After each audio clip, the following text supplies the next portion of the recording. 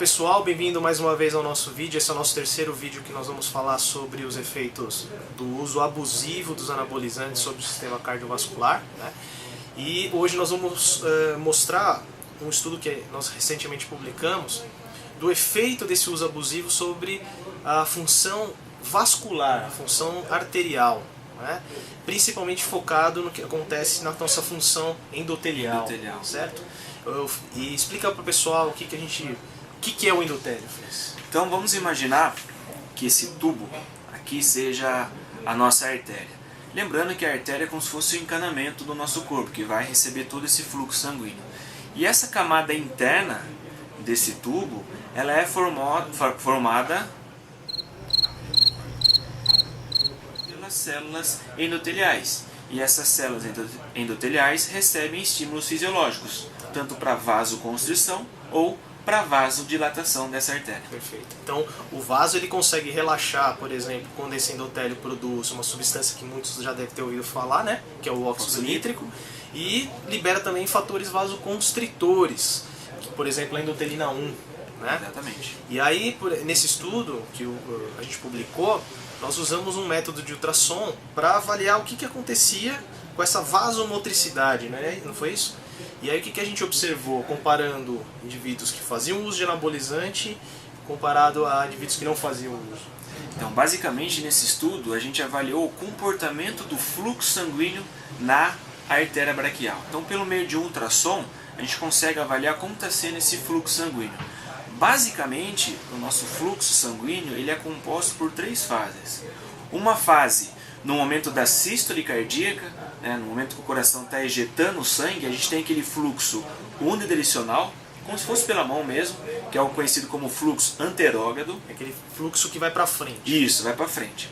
No momento da diástole, no momento do relaxamento cardíaco, a gente tem um pequeno retorno desse fluxo sanguíneo, só que quando esse sangue retorna, ele não retorna em uma linha reta, ele retorna de um sentido de turbilhonamento.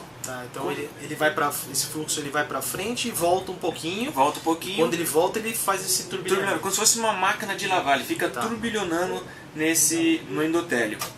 E no final do nosso ciclo cardíaco, novamente a gente tem uma fase anterógrada, que é aquele fluxo que vai reto. Então a gente tem uma fase de ida do fluxo sanguíneo, um pequeno retorno e novamente um fluxo no sentido reto. E o que a gente observou em relação ao resultado dessa pesquisa? O que foi observado nesse estudo? Uma alteração no comportamento nesse fluxo. A gente observou que os usuários de anabolizantes eles apresentam um aumento desse fluxo que retorna, que é o fluxo retrógrado. Ou seja, se tem um aumento desse retorno do fluxo, eu tenho um aumento do fluxo de turbilhonamento, um fluxo de turbilhonamento nessa região. E qual que é o risco disso? Bom, primeiro eu vou falar qual que é a importância da gente ter um fluxo normal, desse fluxo ir numa linha reta. Esse fluxo de unidirecional, que é o fluxo anterógrado, por que ele é importante? Porque ele é benéfico pelo vaso. Ele protege o nosso endotélio, principalmente porque ele está associado à liberação do óxido nítrico. Então vai proteger o vaso, por exemplo, contra a formação de placas de gordura. Que é conhecido como o shear stress, shear stress. Que é aquela força de cisalhamento do fluxo que estimula o endotélio a produzir o óxido nítrico. Agora, quando se tem um aumento desse retorno do fluxo, esse aumento do fluxo retrógrado, que seria essa máquina de lavar. Isso, esse fluxo lá turbilhonando, ele é maléfico para o vaso, porque ele está associado à inflamação do endotélio. E se tem uma inflamação do endotélio, isso pode levar a um acúmulo de gordura nessa região e pode começar a desenvolver o processo conhecido como a aterosclerose. Então esse turbilhamento pode estar associado a desenvolvimento de placas, por exemplo, né, nas artérias, que está associado com infarto agudo do miocárdio, por exemplo.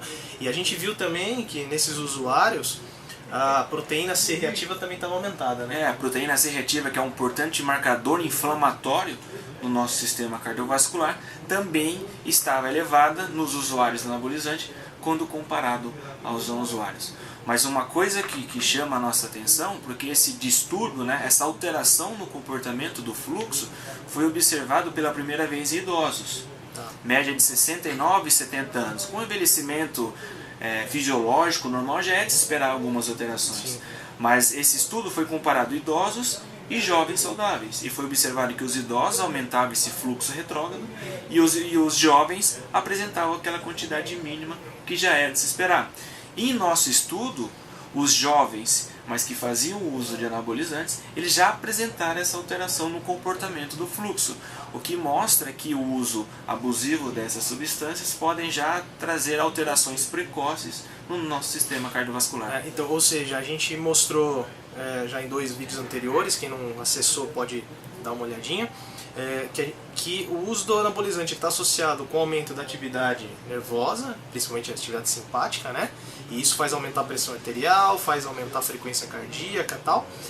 E também causa alterações periféricas, né? Porque ele provavelmente causa alterações na função do vaso, na função da sua vasomotricidade. Exatamente. E isso pode estar inclusive associado também, né, com o aumento da pressão arterial, porque uma vez que você tem maior vasoconstrição, você aumenta a pressão arterial sistemicamente, né? Para conseguir vencer a resistência desse vaso. É isso aí. Bom, espero que vocês tenham gostado. A gente vai disponibilizar aí o link do artigo para quem quiser ler sobre o assunto.